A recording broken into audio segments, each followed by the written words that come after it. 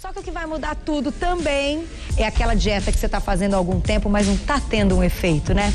Será que você está errando no carboidrato? Esse é o nosso assunto de hoje com o Dr. Roberto Navarro. A gente está explicando sobre o índice glicêmico dos alimentos e como isso pode favorecer a dieta ou mesmo estragar tudo. Não é isso, doutor Roberto? Seja bem-vindo.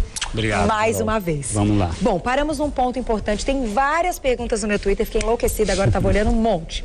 Vamos tentar fazer todas na medida do possível. Mas vamos então aos alimentos. Vamos lá. Alimentos com baixos índice glicêmico. Eu separei aqui, Carol, até aqui mais ou menos, os de baixo e médio índice glicêmico. Certo, então até aqui baixo e médio. E médio índice glicêmico. Os baixos estão mais desse lado. Então já falei do alface, do brócolis, da cenoura, se possível cenoura crua, raladinha. Ok. Mas também cozida, nenhum crime não.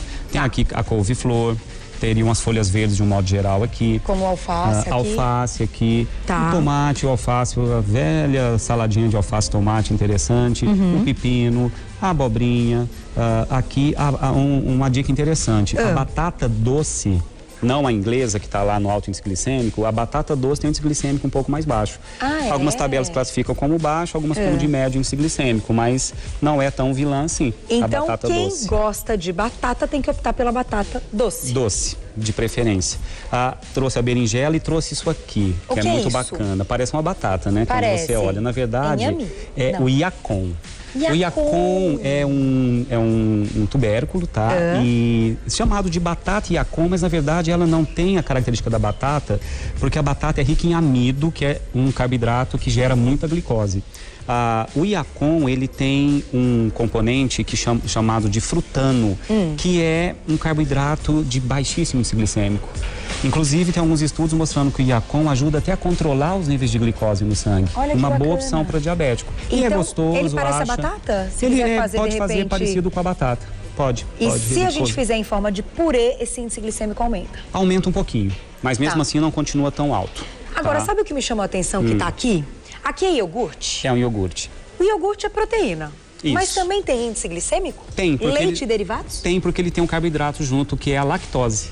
Aliás, a única exceção, tá, Carol? Eu trouxe alguns carboidratos que tem um pouquinho de proteína junto. Entendi. Até porque a proteína também freia a absorção do carboidrato. Olha que interessante. Eu falei isso já em outras pautas. Se você ingere o carboidrato puro, sozinho, ele vai ser absorvido mais rápido. A insulina é liberada em maior quantidade. Junto com a proteína, sempre menor. O índice glicêmico do iogurte desnatado é baixo. Então é uma opção onde você tem um carboidrato que é a lactose, salvo para quem tem intolerância à lactose, para quem está alérgico ao leite, né? Trouxe o leite de soja, que também é um conjunto de carboidrato com proteína vegetal. Tá? Na verdade, todos os alimentos, Carol, tem carboidrato, proteína e gordura. Quase todos têm os três. A gente classifica sendo carboidrato ou proteína ou gordura pelo maior teor de um deles. Entendi. Se tem mais carboidrato que proteína e gordura, é carboidrato. É carboidrato. Se tem mais proteína do que gordura, é proteína. Entendi.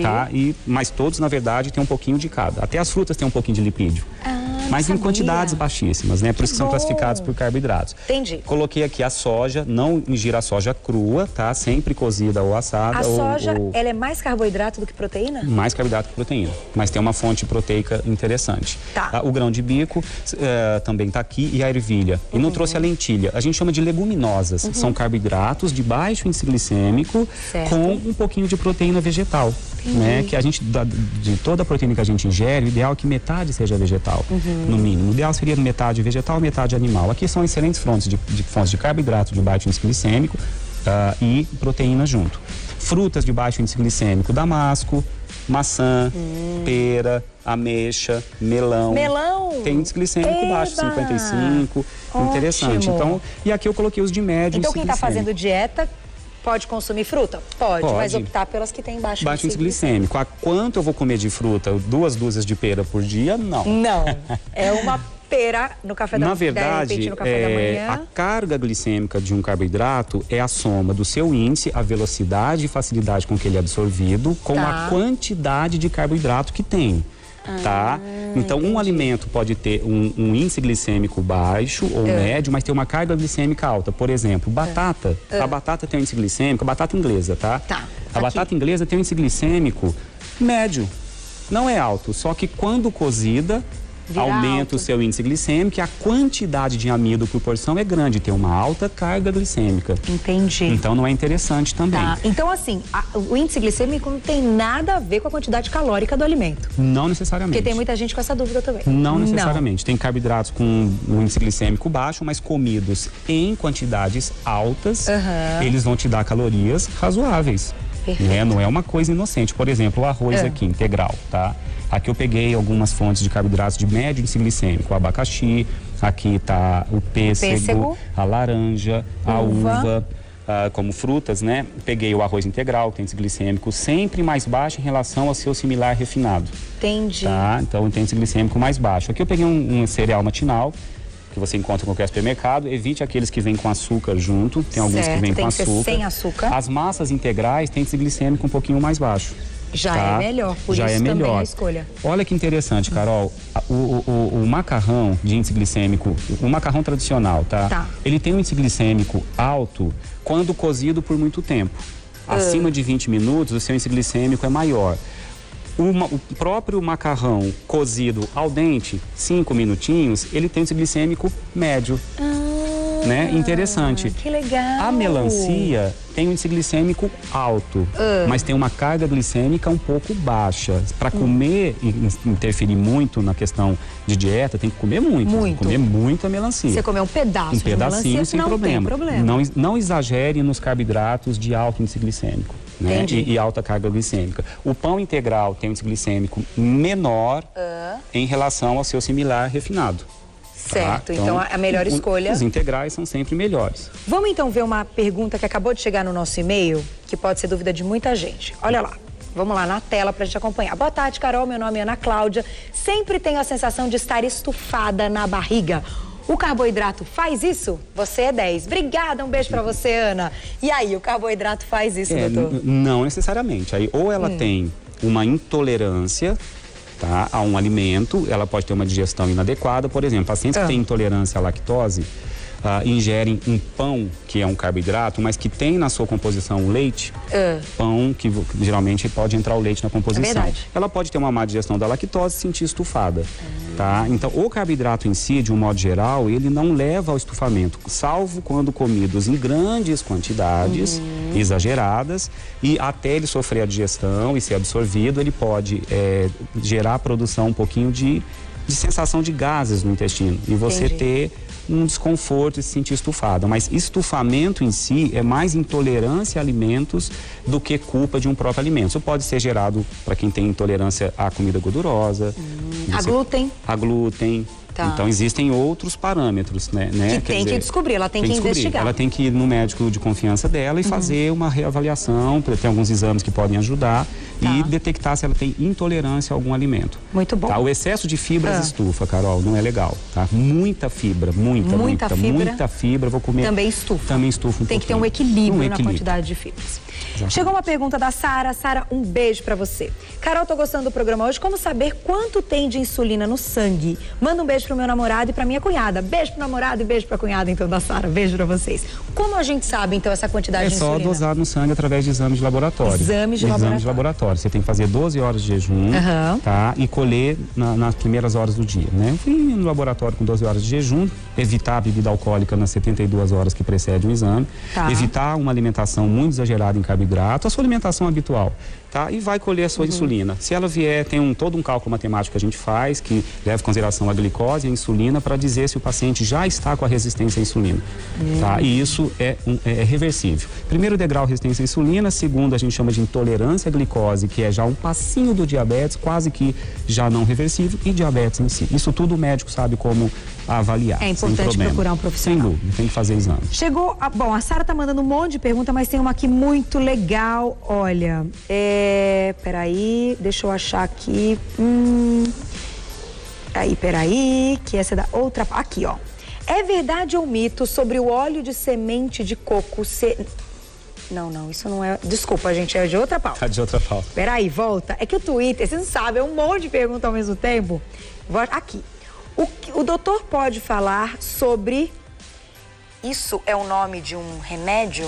É um medicamento. É um medicamento? É. Então, Cris, a gente não pode falar. Eu tinha separado a sua pergunta, porque eu estava na dúvida se era medicamento. Então, Cris Paz, a gente não pode falar, porque a gente não pode falar o nome do medicamento no ar, tá?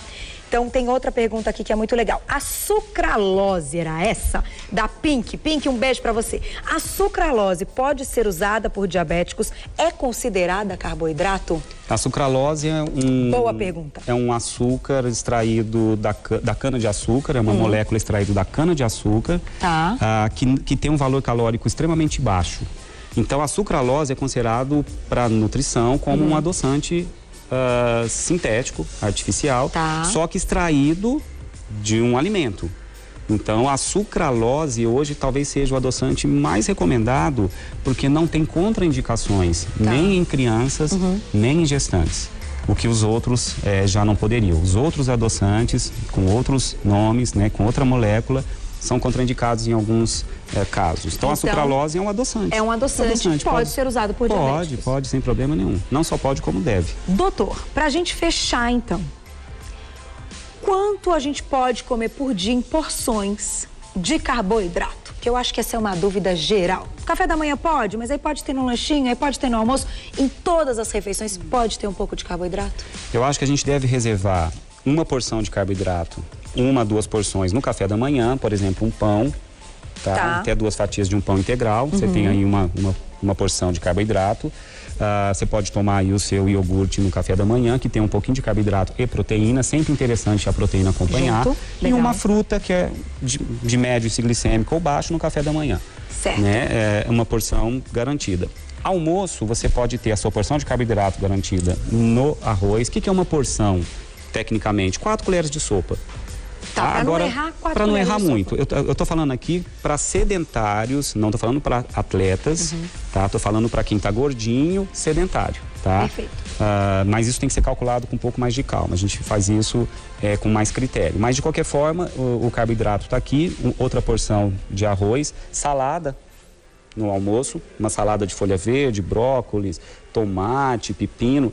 Não precisa ficar calculando folhas, né, Carol? Isso é liberado. Folha não precisa, né? Toma cuidado com a cenoura em excesso, tome cuidado com a beterraba. Beterraba também tem índice glicêmico alto. Então, não exagere na beterraba e não exagere na cenoura cozida.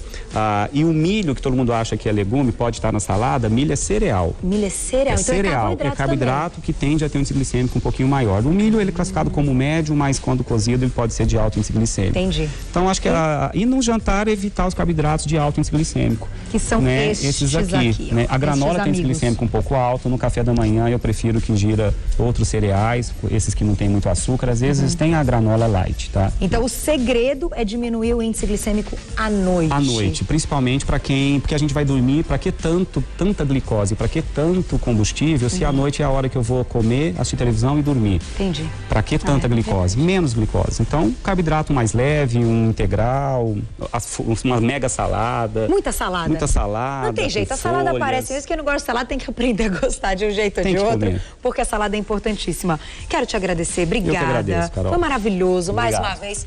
Dr. Roberto Navarro, que é nutrólogo e clínico geral, que de 15 em 15 dias está aqui no nosso Você Bonito, sempre com essas aulas. Eu acho que hoje deu para entender bem quando o assunto é carboidrato, merece uma atenção a mais e que a gente faça a escolha certa.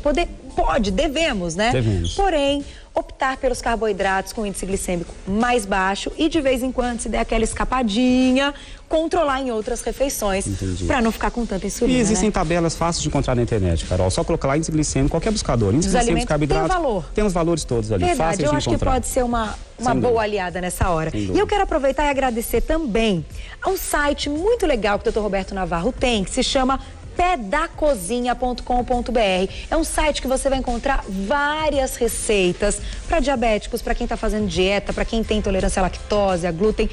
De um modo geral, tem muitas receitas bacanas e a responsável por esse site vai vir aqui cozinhar com a gente, que trabalha junto com você. Combinado, doutor? Combinado. pedacozinha.com.br e também, se você quiser mandar recadinho no Twitter pro Dr. Roberto Navarro, muito legal, @Clínica Roberto. E agora ele também pode conversar com a gente aqui ao vivo durante o programa. Obrigada mais uma vez. Eu que até a agradeço, próxima. Carol. Adorei, foi muito bom. Obrigado.